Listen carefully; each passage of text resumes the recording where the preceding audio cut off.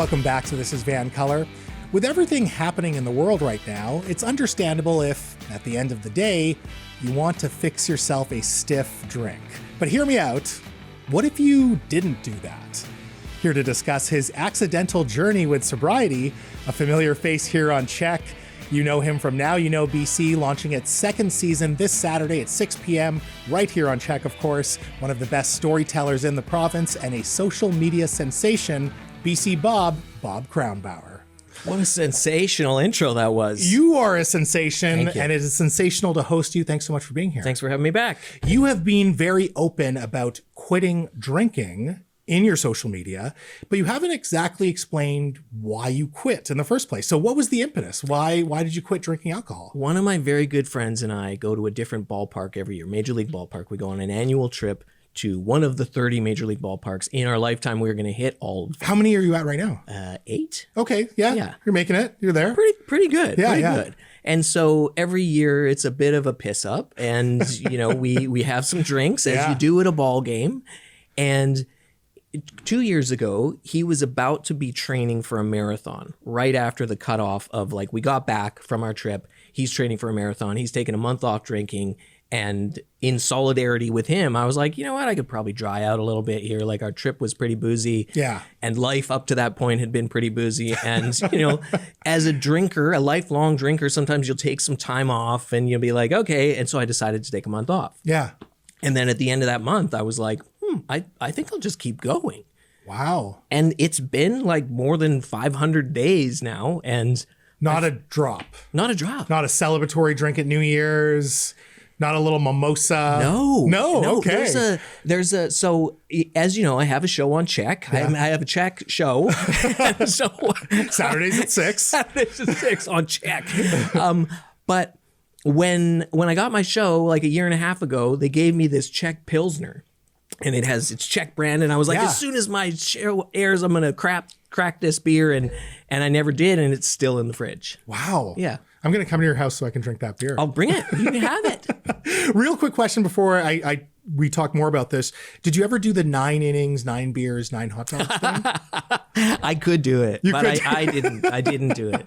But Okay, I feel like I could. Yeah. Fair enough. Now, some people will look at you and say, you're a successful business person, you're a TV personality, social media sensation, you have a beautiful family. How could your life possibly improve from just quitting drinking? So what changes did you notice, over these 500 days? It's funny. People have been asking me how I did it, right? I don't know if that's going to be a question you're going to ask me, but I used an app. Well, you're not an alcoholic, so that's why I did not ask you. Am I? Is anyone?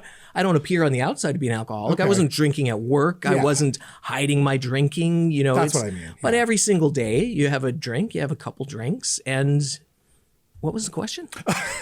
What were the benefits that you noticed over these benefits. 500 days from quitting? So I used this app, and it's called Reframe. And that was the way that I sort of kept track of how many days.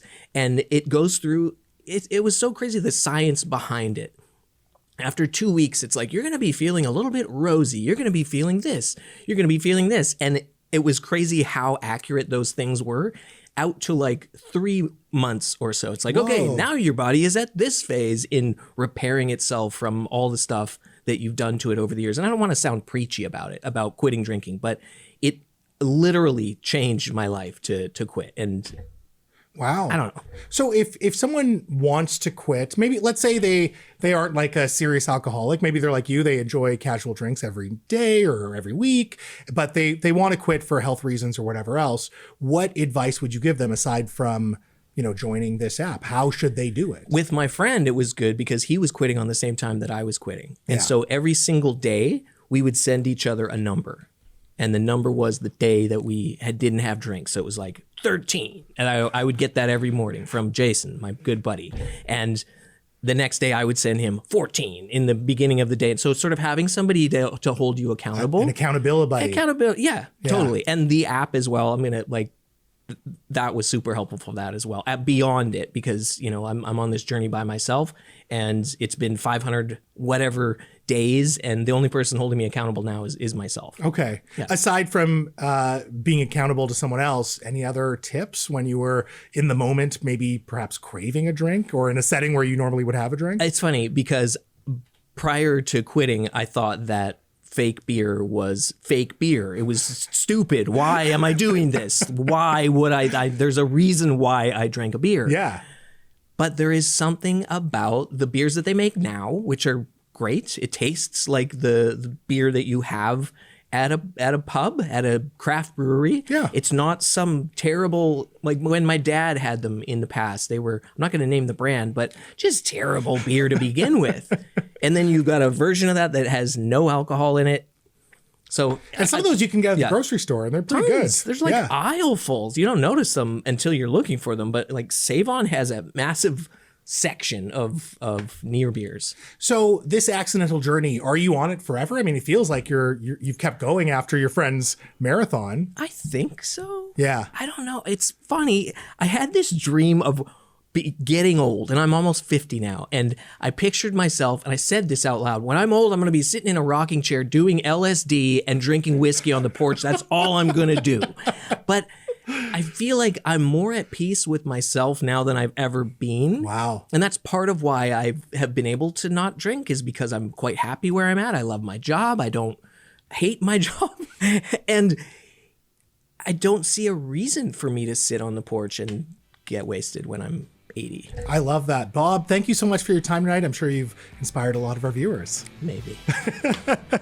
Folks, make sure you tune in right here on CHEK Saturdays at 6 p.m. for the second season of Now You Know BC, hosted by BC Bob Kronbauer. He's also got an almanac, so to find more information on that, go to bcbob.ca.